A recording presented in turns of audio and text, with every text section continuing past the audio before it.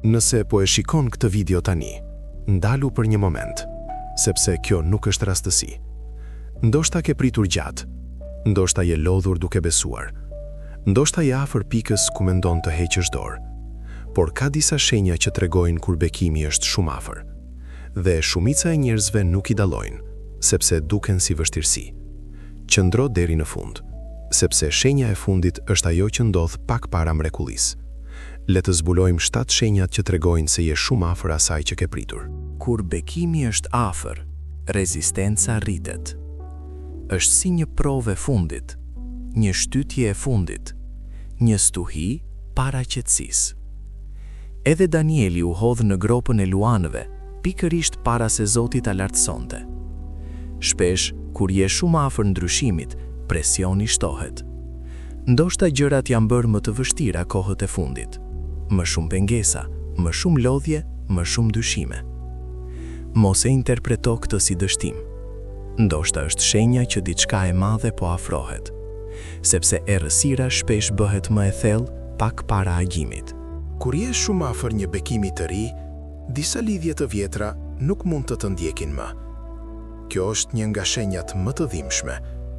Papritur, njerëz që dikur ishin afër fillojnë të distancohen.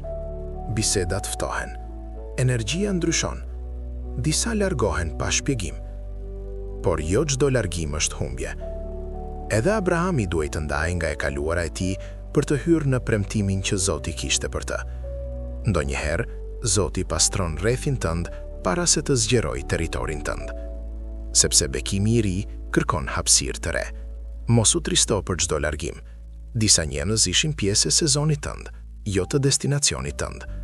Nëse dikush është larguar kohët e fundit, ndoshta nuk ishte refuzim, ndoshta ishte ripozicionim.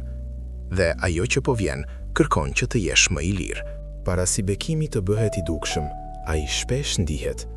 Është një qetësi e çuditshme mes kaosit, një siguri e brendshme pa prova të jashtme, një ndjenjë që diçka po lëviz, edhe pse nuk e sheh. Edhe Hana për vite me radh lutej në heshtje, askush nuk e kuptonte dhimbjen e saj.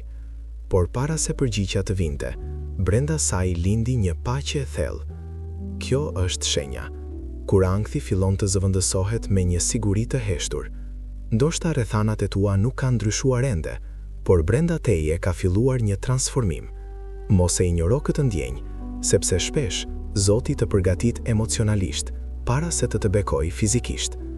Nëse ndjen një qetësi të pashpjegueshme, një bindje të thellë, mund të jetë shenja që je shumë afër asaj që ke pritur. Një nga shenjat më të qarta që je afër bekimit është kur rrugët e vjetra nuk funksionojnë më. Ajo që dikur hapej lehtë, tani mbyllet. Ajo që dikur dukej e sigurt, tani nuk ka më paqe. Dhe kjo mund të friksojë.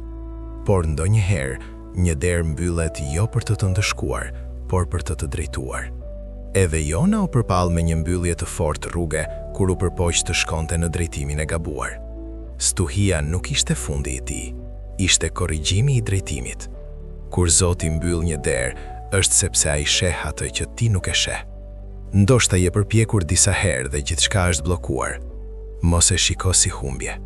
Mbyllja është shpesh shenja që destinacioni yt është diku tjetër, dhe shumë më i madh.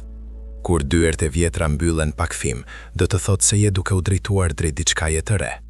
Dhe ajo e re mund të jetë pikërisht bekimi që ke pritur. Ka gjithmonë një provë të fundit, një moment që duket më i rëndë se të tjerët, një situatë që të shtyn në limit, një betejë që duket si shumë. Por shpesh, kjo është prova para ngritjes. Edhe Jozefi kaloi burgun para fronit. Pikërisht kur dukej se gjithçka ishte e humbur, ishte në fakt pozicionimi i tij për ngritjen më të madhe. Ndoshta tani je në atë fazë. Gjërat janë më intensive, më të lodhshme, më emocionale. Mos e ngatro presionin me dështimin, sepse ari pastrohet në zjarr, jo në rehati. Ndoshta kjo është sprova e fundit para se gjithçka të ndryshojë. Mos u dorëzo në testin e fundit, sepse shumë njerëz heqin dorë pikërisht para ngritjes. Dhe ti mund të jesh vetëm një hap larg bekimit që ke pritur prej kohësh. Kur jesh shumë afër bekimit, lëvizjet fillojnë të ndodhin papritur. Një telefonat që nuk e prisje, një ide që të vjen papritur, një derë që hapet në mënyrë të pazakontë. Nuk janë ende mrekullia e plot, por janë shenjat e para. Edhe Ruthi hyri rastësisht në arën e duhur, por ajo rastësi ishte pozicionimi i saj drejt bekimit që do të ndryshonte jetën. Kur ia afër ndryshimit, sinkronizimet rriten, takime të papritura, raste të vogla që duken të zakonshme, por ndihen ndryshe. Mos i injoro këto lëvizje të vogla, sepse bekimet e mëdha shpesh fillojnë me hapa të vegjël. Nëse kohët e fundit ke parë dritë të vogël mes errësirës, kjo mund të jetë shenja që je shumë afër. Kjo është shenja që shumica nuk e kuptojnë. Para ndryshimit të madh vjen një paqe e thellë. Jo sepse gjithçka është zgjidhur, por sepse shpirti yt e ndjen që koha ka ardhur. Edhe Jezusi ishte i qetë në varg gjatë stuhisë. Paqja e tij nuk varrej nga dallgët. Kur je shumë afër bekimit, frika fillon të humbas fuqinë. Ka ende sfida, por brenda teje ka stabilitet. Është si një siguri e heshtur që thot, "Dojim është afër." Nëse ndjen këtë paqe sot, mos e shpërfill, sepse shpesh Zoti e dërgon qetësinë para se të dërgojë përgjigjen. Dhe nëse këto 7 shenja po ndodhin në jetën tënde, mund të jesh shumë më afër se sa mendon. Kur je shumë afër bekimit, fillon të mos ndihesh më rehat me versionin e vjetër të vetes. Gjërat që dikur të kënaqnin nuk kanë më të njëjtin efekt. Ambiciat ndryshojnë, prioritetet riorganizohen. Është si një zhveshje e brendshme. Edhe Pietri nuk ishte më peshkatari i zakonshëm pasi u thirr. Identiteti i tij ndryshoi para se misioni i tij të shpërthente. Kur ndihesh i huaj me të kaluarën tënde, kjo nuk është krizë, është tranzicion. Bekimi që po vjen kërkon një version më të pjekur, më të fortë, më të vetëdijshëm. Nëse ndjen se nuk përshtatesh më me vendet, mendësitë apo rrethet e vjetra, ndoshta je duke u përgatitur për diçka më të madhe. Sa më afër bekimit, aq më e fortë bëhet betejë mendore.